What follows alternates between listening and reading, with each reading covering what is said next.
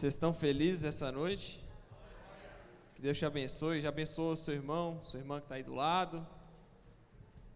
Se você não fez isso, faça isso agora. Se você já fez, faz de novo. Glória a Deus. O Senhor é bom. Hoje minha versão vai ser um pouquinho diferente, viu? Vai ser a ARC.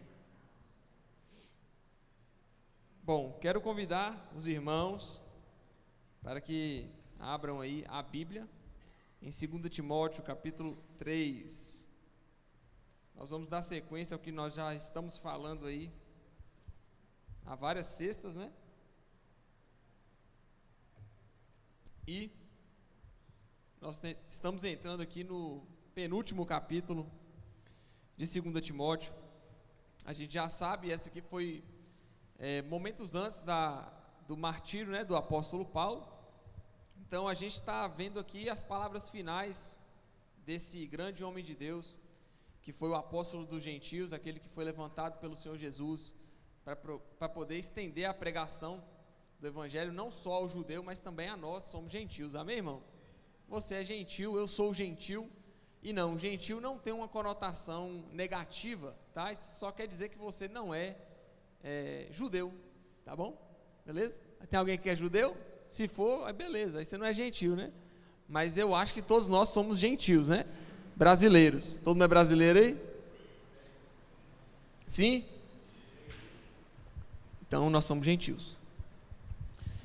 E aí quando a gente se depara com esse texto, principalmente quando a gente lê, a gente consegue contextualizar muito o que nós temos vivido nos últimos dias, tanto na nossa nação quanto no mundo. A gente percebe que há um tempo, que a gente vive um tempo muito difícil, em que ser crente é antiquado. Você não pode ser o crente verdadeiro porque você é taxado de legalista. Você não pode se dedicar à igreja mais e mais e mais, porque aí você é fanático. E aí a gente começa a ver que o mundo começa a colocar vários adjetivos em quem se dedica efetivamente ao evangelho, né?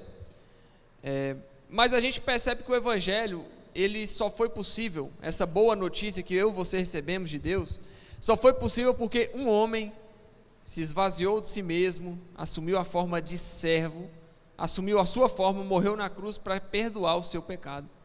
É por isso que temos as boas novas. Então as boas novas, a pregação do evangelho, a base da pregação do evangelho é alguém abrir mão de si mesmo, é alguém negar a si mesmo, é alguém negar quem ele era, negar a sua glória para ser morto em nosso lugar. Esse alguém é Jesus. E quando a gente lê esse texto, a preocupação de Paulo era com os tempos vindouros, os tempos que nós estamos vivendo, com o futuro, né? E no versículo 1 ele já vai exemplificando muito bem. Sabe, porém, isto, que nos últimos dias sobrevirão tempos trabalhosos, tempos difíceis, né? Porque haverá homens amantes de si mesmo, avarentos, presunçosos, soberbos, blasfemos, desobedientes a pai e mães, ingratos, profanos, sem afeto natural, irreconciliáveis, caluniadores, incontinentes, cruéis, sem amor para com os bons, traidores, obstinados, orgulhosos, mais amigos dos deleites do que amigos de Deus, tendo aparência de piedade, mas negando a eficácia dela. Destes, afasta-te. Porque deste número são os que introduzem pelas casas e levam cativas mulheres nécias, carregadas de pecados, levadas de várias concupiscências, que aprendem sempre e nunca podem chegar ao conhecimento da verdade. E como Janes e Jambres resistiram a Moisés, assim também estes resistem à verdade, sendo homens corruptos de entendimentos e réprobos quanto à fé.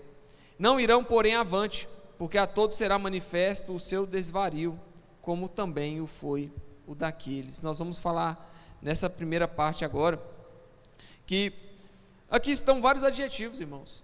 Não é difícil a gente interpretar isso aqui, porque existem os adjetivos daqueles que são homens amantes de si mesmo, egoístas. Aqui a gente tem os adjetivos do que causa tempos trabalhosos. E o evangelho, ele é uma reconciliação, não só entre você e Deus, mas também entre você e o seu próximo. Então o evangelho vem para te reconciliar com o irmão que está sentado do seu lado. Então você não pode querer agora acabar com o irmão. Você não pode querer agora matar o irmão, porque ele te fez raiva. Você tem que perdoar. Porque Jesus, ele perdoou você. Amém? E aí, se a gente chega num ponto em que nós queremos destruir o nosso irmão, porque o nosso irmão pecou contra nós, a gente assume ali homens amantes de si mesmo. Não, agora eu sou mais importante que todo mundo. Ninguém pode pisar no meu calo. E aí a gente vai para a reflexão, né? Fala isso para Jesus, né? Pisaram no calo de Jesus, pisaram em Jesus todo, meu irmão. E ele foi humilhado para dar o exemplo. E não só isso, como ele suportou com paciência o seu sofrimento, porque ele sabia o que estava proposto para ele, quando ele passasse pelo sofrimento. E a questão é, homens amantes de si mesmo, e no versículo 4 vai falar, mais amigos do deleite do que amigos de Deus.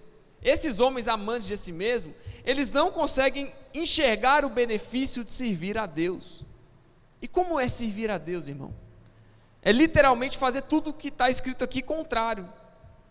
Então, amante de si mesmo tem que ser, na verdade, você não pode ser amante de si mesmo. Você tem que amar o próximo. Você tem que dar outra face. Você tem que caminhar mais uma milha. Você tem que perdoar. Você tem que orar por quem te persegue. Você tem que orar por quem você não gosta. Isso é difícil.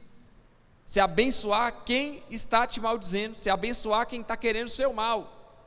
Mas é isso que Jesus fez. E Jesus é o melhor exemplo para mim e para você. Então o que está falando aqui, avarento, você não pode ser avarento. Presunçoso, não pode ser presunçoso. Entendeu? Soberbo, blasfemo, desobedientes.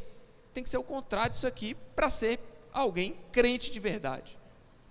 Porque a reflexão que o apóstolo Paulo está trazendo aqui, após falar sobre isso tudo, sobre as características de um homem amante de si mesmo, de alguém que ama a si próprio, egoísta, ele vai falar no versículo 5 que tem aparência de piedade, ou seja, até parece que é crente, mas nega a eficácia do que ele diz crer. Como que você nega? Eu vou te ensinar aqui como que você vai negar a eficácia da sua fé. Você vai fazer tudo o contrário do que sua fé diz. Então, se sua fé diz para você perdoar, você vai lá e não perdoa, beleza? Beleza? É assim que você vai negar a sua fé. Só que para não negar a fé, eu preciso obedecer o que a Bíblia diz. Então, Deus está mais preocupado, meu irmão, com o que você está fazendo do que com o que você diz que faz. Entendeu? 2 homens, 2 filhos, se eu não me engano era o Senhor, ele, não sei se era servo ou se eram os filhos, mas ele chega para um e fala, olha, preciso que você vá lá no campo, faz isso para mim. Aí esse primeiro falou o quê? Ô pai, eu não vou, eu não quero ir, estou com preguiça, não estou com vontade. E aí ele chega para o outro e fala, eu preciso que você vá lá fazer isso. Aí esse outro foi lá e falou que ia. Tá bom, eu vou, Senhor. Só que o que falou que ia não foi, e o que falou que não ia foi. E aí, qual que foi mais justificado? Qual que foi mais aceito? Claro, o que fez. Então, nós precisamos entender que o evangelho, meu irmão, ele não é de aparência, apesar de influenciar na sua aparência. Apesar do evangelho influenciar na forma como você se comporta, ele não é só retido a isso. Porque o seu coração, ele é sondado por Deus. Deus sabe o que está aí dentro. Deus sabe o seu desígnio, Ele sabe o que você deseja, Ele sabe o que você quer. Ele entende tudo que está passando aí dentro. Mesmo que você não entenda, Deus está entendendo tudo o que está passando aí. Então o Senhor sabe o seu desejo mais profundo. E é por isso que a nossa prestação de conta, meu irmão, não é com os homens, é com Deus. Então não adianta eu chegar e fingir que eu amo o meu próximo. Eu preciso amar ele de verdade. Não adianta eu chegar e fingir que eu sou crente para o pastor. Não precisa. Eu quero que você seja crente de verdade. Meu interesse é esse. O interesse dos pastores aqui é ver uma igreja sedenta, apaixonada por Deus e crente de verdade. Essa é a nossa alegria. Porque nós não queremos apenas que vocês tenham uma aparência de piedade, mas negue a eficácia dela. E o conselho de Paulo para o seu jovem filho na fé, Timóteo, dessas pessoas, Timóteo, afasta-te. Então, a gente tem duas lições aqui. Primeiro é como agir, e segundo, com quem que a gente tem que andar. Se você anda, meu irmão, com cinco beberrões, tenha certeza absoluta que você será o sexto. Se você anda com 5 pessoas que fazem uso de drogas, tenha certeza que você vai ser o sexto. Com quem que você está andando? Com quem que você está se relacionando? Quem é que cerca a sua casa? Quem é que cerca o seu dia a dia? O conselho de Paulo a Timóteo essas pessoas que são amantes de si mesmo, avarentos, presunçosos, soberbos, blasfemos, desobedientes a pai e mães, ingratos, profanos, sem afeto natural, irreconciliáveis, caluniadores, incontinentes, cruéis, sem amor para com os bons, traidores, obstinados, orgulhosos, mais amigos do deleite que amigos de Deus. Essas pessoas afastem delas, saiam de perto delas. Isso não é porque eu preciso rejeitar aquelas pessoas, mas não combina com um crente fiel andar com quem não está buscando ser fiel a Deus. Isso é natural. É natural. Ou você vai se parecer com essas pessoas, ou elas todas vão se transformar. Mas se elas não se transformarem, meu irmão, não ande com gente desse tipo. Porque a probabilidade de você negar a sua fé a partir dessa caminhada com quem não está buscando a mesma fé que você é muito grande. Amém? Amém ou não amém? Está comigo? Diga amém, irmão. E aí Paulo vai citar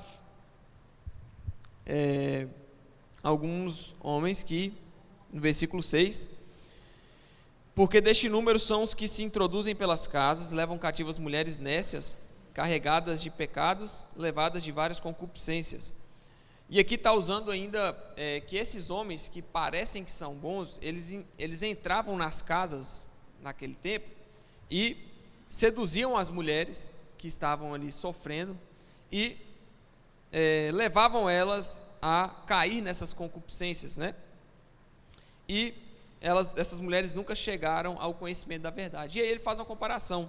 Da mesma forma como Janes e Jambres resistiram a Moisés, assim também essas pessoas resistem à verdade, sendo homens corruptos de entendimento e réprobos quanto à fé.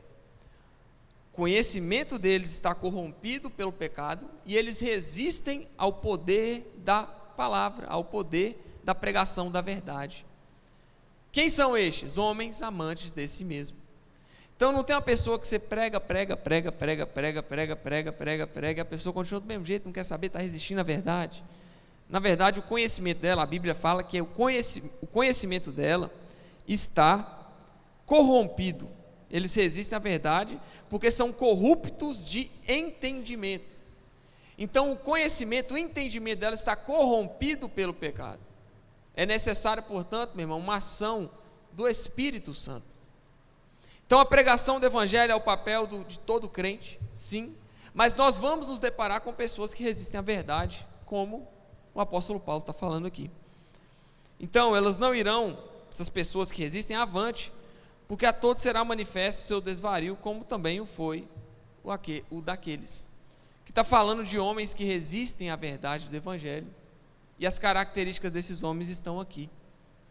E o conselho do apóstolo Paulo para Timóteo primeiro, não seja assim, e segundo, se afasta destes, se afasta de quem te afasta da sua fé, não dê ouvidos a quem tende a te empurrar para fora da fé. Quando a gente é adolescente, eu não sei aqui a época que você foi adolescente, mas eu fui adolescente há aproximadamente 10 anos atrás, 9 anos atrás, eu fui adolescente.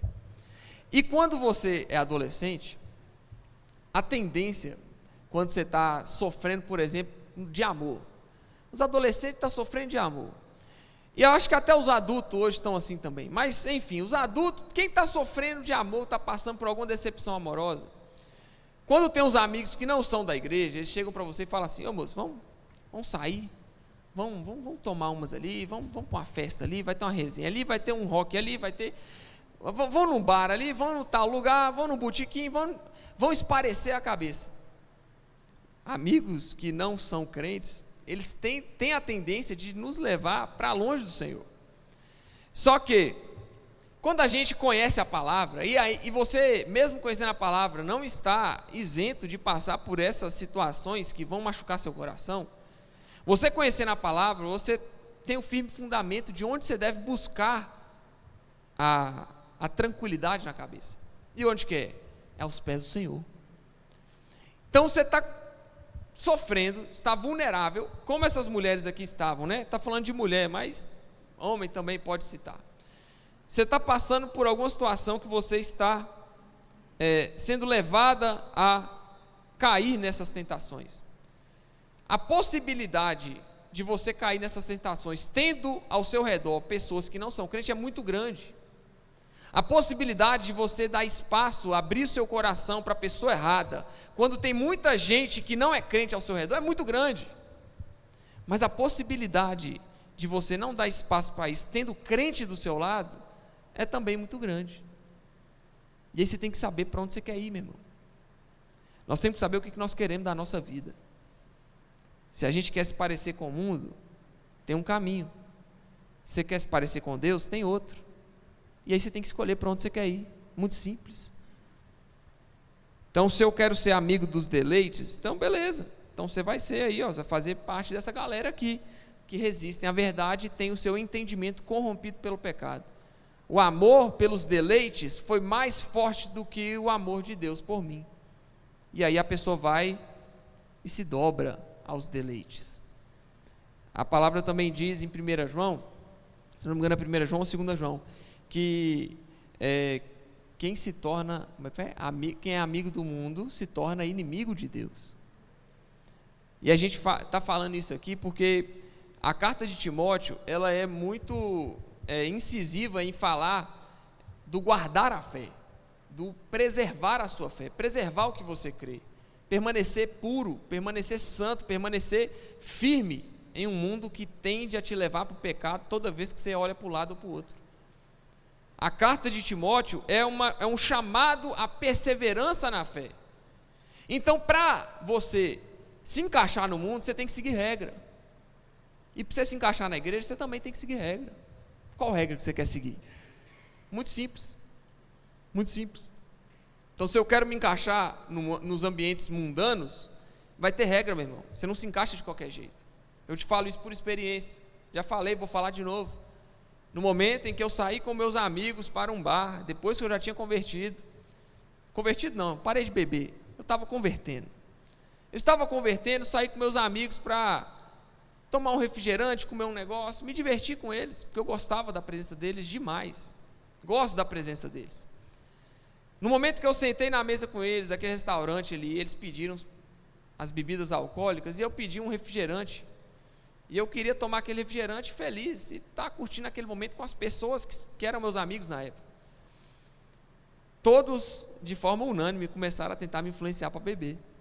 Bebe, moço. Bebe. Eu não ia beber hoje não, mas se você beber, eu bebo. E aquilo, se você vai beber só se eu beber, então você não vai beber, porque eu não vou beber. Eu quero permanecer naquilo que eu estabeleci. Ali eu não sabia, mas já era o Espírito Santo falando ao meu coração. Já era o Espírito Santo me convencendo de pouco a pouco. Então, para eu estar ali naquele ambiente, pouco a pouco eu fui perdendo a influência e eu parei de me encaixar. Não foi porque eu escolhi, tipo assim, não, eu vou agora, vou exterminar, eles vão para o inferno e eu vou para o céu, eu vou largar esses beberrões, e agora eu vou para o céu sozinho, e eles vão ficar aí no inferno. Não foi assim. Não foi assim. Eu parei de me encaixar. Sabe, quando Jesus fala que a pedra que os construtores rejeitaram se tornou a pedra angular, é porque a pedra de esquina, meu irmão, ela era uma pedra que se eu não me engano, era na construção do templo, de algumas construções, ela era uma pedra diferentona, e ela não encaixava em canto nenhum. Então ela tinha que chegar e colocar e ser colocada, né, diaconisa Márcia? Ela tinha que ser colocada e as outras tinham que se encaixar nela. e não ela se encaixar nas outras. Então ela não se encaixava. A pedra que os construtores rejeitam porque não se encaixa em canto nenhum se tornou a pedra principal, que é Cristo, que é Jesus. E aí quem se torna crente se torna mais ou menos uma pedra assim de tropeço mesmo, uma pedra diferente que não encaixa em canto nenhum. Então naturalmente eu fui parando de encaixar nos lugares. Mas se eu quisesse me encaixar era muito fácil, meu irmão. Era botar um cigarro na boca e uma cerveja, eu me encaixava. Mas e aí? A troco de quê você quer se encaixar no mundo? A troco de quê você quer parecer bonito para os outros? A troco da sua alma? Você está disposto a vender sua alma para se encaixar em ambientes que só tem coisa ruim? E foi muito natural, eu comecei a vir para a igreja. Na época na igreja, ainda que eu nasci e cresci na igreja, eu não tinha muito relacionamento com as pessoas da igreja, com a juventude da igreja. Eu cheguei na igreja e aí eu encontrei minha esposa, tá ali, encontrei minha esposa. E naturalmente foram surgindo as pessoas que se encaixam na igreja. Para estar na igreja eu tive que seguir regra? Claro, óbvio. As pessoas chegam e falam, não, ser da igreja é ruim demais, porque você não pode fazer isso, não pode fazer aquilo, não pode fazer aquilo. Beleza, mas se você for para o mundo e não fizer igual ao mundo, você também vai ser rejeitado lá. E aí, qual padrão você quer seguir? O da igreja, que te leva para o céu, ou do mundo que te leva para o inferno? Você tem que escolher, irmão. Dois caminhos, tranquilo. E aí, como a gente estava falando, que nessas cartas de Timóteo, nessas cartas que Paulo escreveu a Timóteo, são cartas que encorajam a perseverar na fé. E nelas contém as formas como você vai perseverar na fé. As formas como você pode evitar cair da graça. E aqui é uma delas. Se mantenha distante de pessoas assim, egoístas, amantes de si próprio, aqueles que resistem à verdade. Se mantém distante a pessoas assim, porque elas não irão avante, mas o evangelho vai. Aqui eu não estou falando de uma oposição, como a oposição de alguns familiares, tanto seus quanto meus, de não quero ir para a igreja, mas tudo bem. Eu não estou falando desse tipo de oposição, mas sim da oposição que te leva para o mundo. Não vai para eles, deixa que eles venham até vocês. Mas não permita que o mundo contamine a sua fé. Porque a possibilidade de alguém cair na fé, como a palavra diz, né? Não acredite o forte, não tenha fé o forte na sua força. Mas quem se gloriar, glorie-se nisso, em conhecer ao Senhor. Então o próprio apóstolo Paulo já estava vacinado contra isso também. Porque, se eu não me engano, na carta dos Gálatas, ele vai falar assim: se eu aparecer pregando um evangelho diferente desse que eu já vos tenho anunciado, que seja anátema. Como assim, Paulo? Isso aqui que eu preguei para vocês, isso aqui que eu estou falando para vocês, se eu voltar falando algo diferente, que eu mesmo seja maldito por falar algo diferente do que eu já tenho falado para vocês, porque essa é a verdade. Então o apóstolo Paulo já se vacinou. Se eu aparecer falando uma coisa diferente, não aceitem, rejeitem, porque o que eu já tenho anunciado para vocês, essa é a verdade. Então mesmo o apóstolo Paulo não se apoiou na própria força. Eu sou bom, eu consigo ficar sem beber, eu consigo ficar sem matar, eu consigo ficar sem fazer isso, eu consigo ficar sem roubar. Não, meu irmão, a nossa força vem de Deus, e só de Deus, somente. É por isso que a gente não cai. Vai tentar ser crente por conta própria, irmão? Vai tentar. Na primeira curva você perde o controle, cai no barranco e confusão. Não tem como ser crente sem estar alicerçado em Cristo. Cristo é a realização da nossa fé. Ele é a consumação daquilo que cremos. É nele que cremos, e cremos nele porque ele é aquele que perdoa os nossos pecados. Então precisamos estar voltados para Jesus, perseverantes na fé, ainda que doa, meu irmão. Não se parecer com o mundo, ser rejeitado pelo mundo, dói para quem ainda está caminhando com Jesus, começando a caminhar. Mas não se preocupe, não se preocupe. Daqui 5 anos, Se você hoje tomar a decisão de caminhar com Jesus de verdade, daqui 5 anos você vai falar: nossa, meus relacionamentos são outros, as pessoas que estão ao meu redor são outras, eu tenho uma vida muito diferente, muito melhor da vida que eu tinha. Então tome a decisão hoje de perseverar na fé. E aí a gente vai para o versículo 10, Paulo falando para Timóteo: tu, porém, tens seguido a minha doutrina, modo de viver, intenção, fé, longanimidade, caridade, perseguições e aflições, tais quais me aconteceram em Antioquia, em Icônio e em Listra. Quantas perseguições sofri, e o Senhor de todas me livrou. Que bênção! Então, versículo 10, Paulo está traçando aqui uma diferença de Timóteo para aqueles que rejeitam a fé e são corrompidos pelo pecado, têm o conhecimento corrompido pelo pecado. Tu, porém, Timóteo, tens seguido a minha doutrina, tens seguido o meu modo de viver, tens seguido a minha intenção, tens seguido a minha fé, a minha longanimidade, a minha paciência, o meu amor, as perseguições e aflições que aconteceram em todas essas cidades, e todas as vezes o Senhor me livrou. Que a gente está falando de perseguição para a morte. Se eu não me engano, em Antioquia foram a perseguição dos judeus, em Icônio e Listra também, que eles estavam, salvo engano, foi no templo, e aí eles queriam pegar Paulo de qualquer jeito, mandaram Paulo preso lá, e depois Paulo foi transportado para outra cidade, para Cesareia, se eu não me engano, e ficou preso ali um tempo, depois foi para Roma, depois foi solto, fez mais uma viagem e foi preso de novo em Roma. Então, de todas essas perseguições que Paulo tinha passado, de todas o Senhor livrou. Que bênção, né, irmão? Mas a gente sabe que a história está caminhando aqui para um fim de Paulo. Mas Paulo não se negava de falar que o Senhor, de todas as perseguições e aflições que ele passou, o Senhor livrou. E ali ele sabia que era o ponto final dele. E ele estava descansado. De novo, nós estamos falando aqui de um homem que estava para ser morto. Então esse homem que estava para ser morto, ele estava falando essas coisas, e não só isso, ele está falando assim: olha, você está seguindo o que eu estou fazendo. Ou seja, a vida de Paulo na prisão era exemplar. A vida de Paulo preso é mais exemplar que a vida de muita gente solta, em liberdade. Hoje você não vai passar o mesmo tipo de perseguição que o apóstolo Paulo passou, meu irmão. Você não vai ser preso e açoitado por estar simplesmente anunciando a sua fé. Paulo aqui não estava fazendo nada além do que nós já fazemos hoje, que é anunciar, pregar a fé. Desse formato que a gente tem aqui, nem tinha igreja desse jeito. Então Paulo estava preso por anunciar a fé, por ser crente. Ele estava preso simplesmente por isso. Hoje a gente tem um país que a maioria são crentes, são cristãos.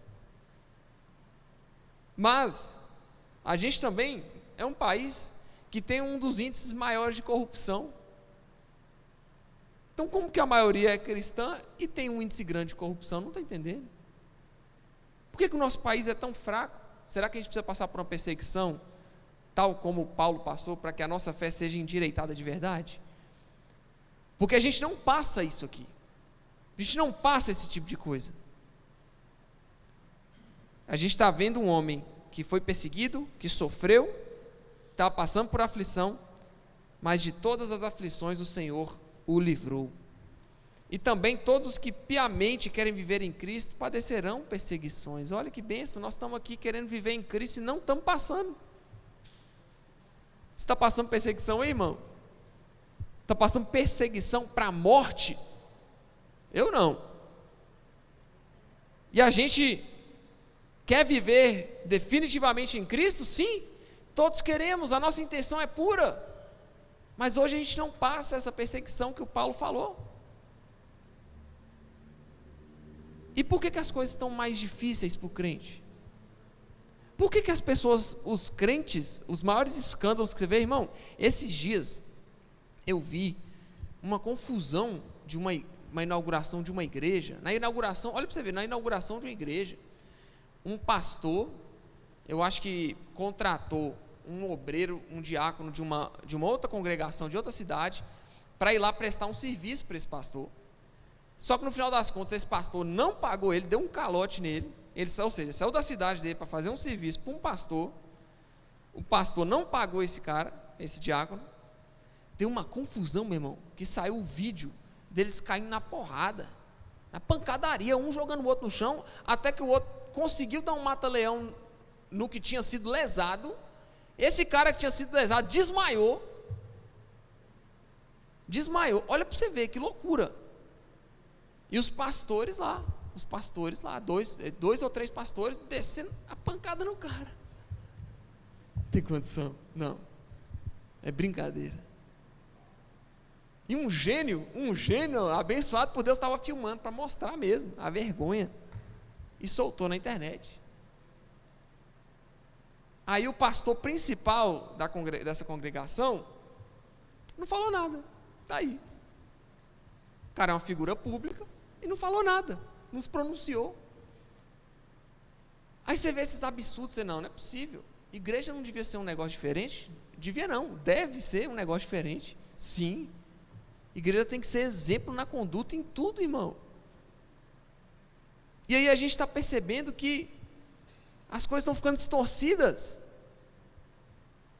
Aí o banco, qualquer banco que você chegar para financiar um carro, se você botar lá que é pastor, a profissão, o banco já nega na hora. Não aprova. Mas devia aprovar, o pastor deve ser aquele mais fiel com seus compromissos. Não aprova. Então a imagem que o mundo está desenhando da igreja, principalmente com a rede social, e não é nem que a igreja está fazendo com ela própria, porque na verdade essas pessoas que fazem isso, para mim, são mundanos, se fingindo de igreja. E aí entra exatamente no que o apóstolo Paulo está falando: tendo aparência de piedade, negam a eficácia dela com as suas ações. Então, não tem perseguição mais, só que as coisas estão ficando mais difíceis. As pessoas não amam mais como antes, as pessoas não cuidam um dos outros mais como antes, as pessoas estão preocupadas consigo próprias. Esses artistas gospel estão preocupados só em ser exaltado, não tem mais humildade. O que a gente está vendo é que o mundanismo está entrando dentro das igrejas para tentar tirar a essência da igreja. Mas, enquanto estiverem Timóteos de pé, isso não vai acontecer mais. Somos nós, irmão. Por isso que você é responsável por essa igreja. Você tem a responsabilidade de relatar o que você vê para os pastores. Se você vê algum irmão passando por algum tipo de necessidade, por algum tipo de dificuldade, ou um irmão que caiu em um pecado, e você não chega com esse irmão e fala: irmão, vamos orar, e vamos levar para o pastor a sua dificuldade, o seu problema, para que o pastor te auxilie, você não está cumprindo o seu papel, meu irmão, de crente. O cuidado com o próximo deve ser constante dentro dessa igreja. Você tem que cuidar do seu próximo, você tem que se relacionar com o seu irmão, você tem que conhecer seu irmão. Quantos irmãos aqui, às vezes você não sabe nem o nome, e você está aí sentado no banco? Quantos irmãos aqui que às vezes, a gente mesmo, a igreja, né, ela define o corpo de diáconos para que os diáconos façam esse papel de relacionamento. E não só os diáconos, mas os membros da igreja que sabem o que o outro está passando, tem o papel de auxiliar, assim, de ajudar, de trazer até o pastor. Meu irmão, 300, 400 pessoas para 4 pastores dar conta, cada um pastorear praticamente 100, 90, é difícil. Por isso que tem diácono, por isso tem vocês. O cuidado, a preocupação com o próximo deve ser aquilo que norteia a igreja, para justamente não deixar que o mundanismo entre dentro da igreja. Então você está percebendo o irmão está andando numa vida torta, chama: vem cá, irmão, olha, o que você está fazendo não está certo, o que você fez está errado, corrige, vem cá, eu vi que você fez aquilo, eu vi que você falou aquilo, eu vi o que você fez na rua, vamos orar com o pastor, para você poder ser disciplinado e aprender a andar. Aí o irmão que fez a coisa errada e que recebe essa instrução, se ele realmente for um irmão, ele vai se sujeitar ao pastoreio. Mas se ele for um bode, dali mesmo ele fala: eu não tenho que dar satisfação para pastor nenhum, e sai da igreja. Então já era um bode, resistente à verdade, amante de si mesmo, e, como fala aqui, né, corruptos de entendimento.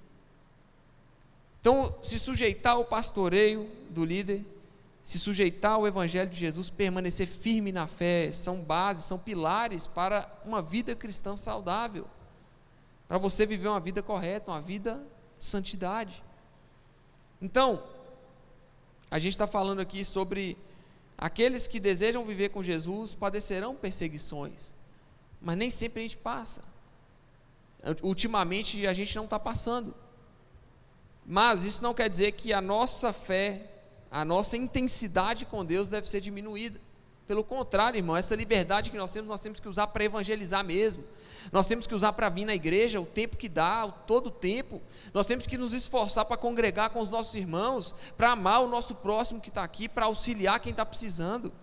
Nós temos que usar o nosso tempo para o Senhor. São poucos minutos, agora são 8h33, vocês chegaram aqui 7h30, eu cheguei aqui 6h30, tem culto às vezes que a gente chega aqui 6h40, a gente fica em torno de 2 horas e meia dentro da igreja. Não é muito tempo, irmão, não é muito tempo para você negligenciar a sua vinda, não é muito tempo para você negligenciar o cuidado com quem está do seu lado na hora de sair, de conversar com o irmão, de saber se o irmão está bom ou não está. Por isso que eu cheguei aqui, eu pergunto, vocês estão felizes? Estão felizes? Se não estiver feliz, você fala, pastor, estão mal demais. Nós vamos orar, irmão, vamos dar um jeito, vamos estar juntos ali. Se não der para resolver, nós estamos do lado. A igreja está do lado para te auxiliar. Entendeu? Porque, de fato, aquilo que mais tem atrapalhado a imagem da igreja do Senhor é a falta de amor com o próximo. É pastor que é enrolado, é obreiro que é enrolado, é crente que dá tombo nos outros. É isso que mancha a imagem da igreja. E nós não podemos aceitar isso. Nós temos que ser exemplos na nossa conduta. Todos nós aqui temos essa responsabilidade de ser exemplo em tudo que fizermos. Já pensou, você está no trânsito, meu irmão?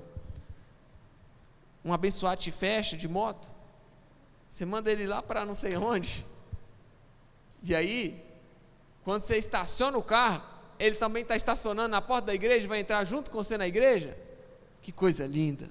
Vai lá, ué, já pede perdão logo, deixa para depois não. Já pensou? Que coisa linda! Não, e isso é só um dos exemplos, né? Só um dos exemplos. Você já conhece a história de um pastor lá de Belo Horizonte, que xingou o irmão ligou para a rádio, ô pastor, fala aí, conta aí, irmão. Conta o testemunho, ô pastor, eu estava no trânsito, o testemunho é o seguinte, eu estava no trânsito, eu sou aquele cara lá que eu te fechei sem querer e você me xingou todo, pastor. Eu sou o cara, viu? Eu estou aqui. Não, meu irmão, é porque, pronto, já fui envergonhado já. Então você está entendendo que nós temos a responsabilidade de agir de forma correta, de perseverar na fé, de mesmo não sofrendo perseguição, ficar firme, ser exemplo em tudo que fizermos. Porque, de novo, as boas novas do Evangelho é que nós temos paz com Deus e temos paz com o nosso irmão. Nós podemos amar o nosso próximo porque Cristo Jesus quebrou em nós a barreira de ódio contra o nosso irmão.